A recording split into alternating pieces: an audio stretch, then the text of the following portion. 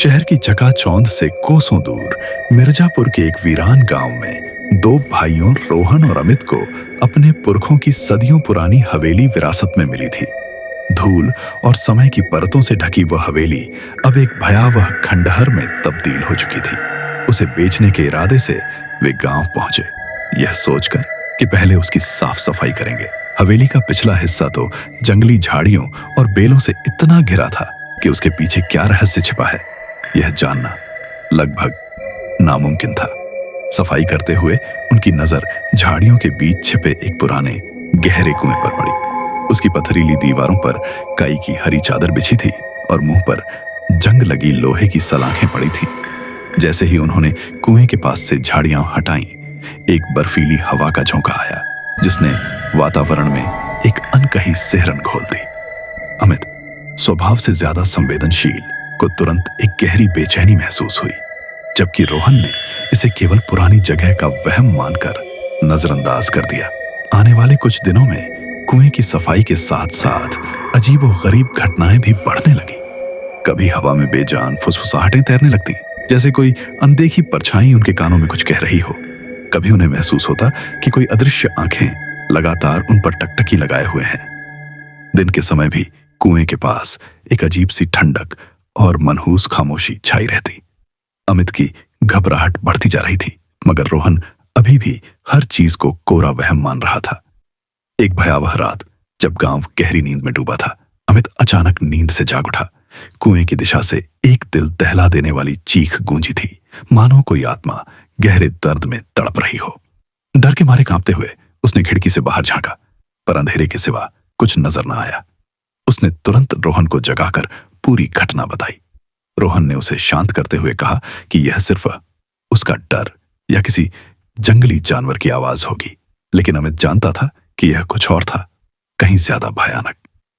उनकी बढ़ती बेचैनी ने उन्हें गांव के सबसे बुजुर्ग व्यक्ति दादाजी रामपाल के पास पहुंचाया। दादाजी ने एक लंबी सांस खींचकर कुएं का काला इतिहास बताया। उन्होंने कहा कि कई दशक पहले कामिनी नाम की एक बेकसूर युवती को उसके ही लालची रिश्तेदारों ने बेरहमी से उस कुएं में धकेल कर मार डाला था। उसका शव कभी नहीं मिला और तभी से गांव वाले मानते हैं कि उसकी भटकी हुई आत्मा उसी कुएं में कैद है। जो भी उसे छेड़ने की जुर्रत करता है, उसे वह नहीं छोड़ती। इस भयावह सच्चाई को जानने के बाद हवेली में अजीबोगरीब घटनाओं की बाढ़ आ गई। रात के सन्नाटे में दरवाजे अपने आप चरमराकर खुलने और बंद होने लगते। कमरों में ठक ठक की आवाजें गूंजती और कभी कभी तो चीजें जमीन पर गिरकर बिखर जाती।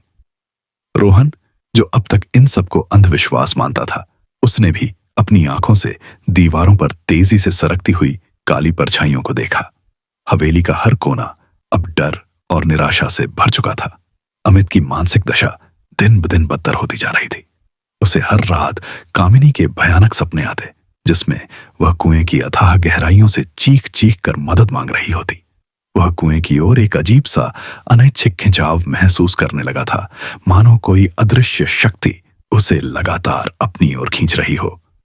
रोहन ने देखा कि अमित अब ज्यादातर समय खामोश, सहमा हुआ और खोया खोया रहता था। उसकी आंखें हर पल एक अनजाने डर से भरी रहती थीं। एक रात रोहन की नींद अचानक टूटी। उसने पाया कि अमित अपने बिस्तर पर नहीं था। घबराहट में वह उसे ढूंढने लगा और आखिरकार उसे पिछवाड़े में कुएं के ठीक मुंह पर खड़ा पाया। अमित की आंखें खुली थीं, पर उनमें कोई भाव नहीं था। वह किसी गहरी सम्मोहन की अवस्था में कुछ बुदबुदा रहा था। रोहन ने तुरंत झपट कर उसे पकड़ा और कुएं से दूर खींचा। अमित का चेहरा ऐसा खाली और बेजान था, मानो उसकी आत्मा शरीर छोड़कर जा चुकी हो। रोहन अंदर तक कांप गया। इस भयावह घटना के बाद दोनों भाइयों ने तुरंत कुएं को हमेशा के लिए बंद करने का फैसला किया। उन्हें उम्मीद थी कि शायद इससे कामिनी की अशांत आत्मा को मुक्ति मिलेगी और उनका पीछा छूटेगा। उन्होंने मजदूरों को बुलाकर कुएं को सीमेंट और पत्थरों से सील करने का काम शुरू करवाया। जैसे ही अंतिम पत्थर रखा जा रहा था, कुएं की गहराइयों से एक रूह कंपा देने वाली चीख निकली और जमीन तेजी से हिलने लगी। एक पल को कुएं के मुंह से एक बर्फीला, पारदर्शी हाथ बाहर निकला और अमित की ओर लपका, पर वह बाल बाल बच गया। उन्होंने कुएं को किसी तरह पूरी तरह से बंद तो कर दिया, पर उन्हें एहसास था कि वे अब सुरक्षित नहीं थे। वह भयानक प्रेत अब भी उनके साथ था। भयभीत होकर उन्होंने हवेली को बेहद सस्ते दाम में बेच दिया और शहर लौट आए। लेकिन कुएं का शाप उनका पीछा नहीं छोड़ रहा था। उनके शांत से शांत पलों में भी एक स्त्री के रोने की धीमी आवाज उन्हें सताती और कामिनी के दर्दनाक सपने हर रात उनकी नींद हराम कर देते थे। हवेली बेचकर शहर लौट आने के बावजूद रोहन और अमित कुएं की उस भयावह याद को कभी भुला न सके। वे हमेशा एक अजीब से डर और गहरी बेचैनी में जीते थे। उनके जीवन से सुकून पूरी तरह से लुप्त हो चुका था। वे अक्सर एक दूसरे की आंखों में देखते और उस अनकहे आतंक को महसूस करते जो उनके बीच एक अदृश्य बंधन बन गया था। वे अब अच्छी तरह जानते थे कि कुएं का शाप एक भयावह साए की तरह हमेशा उनका पीछा करता रहेगा।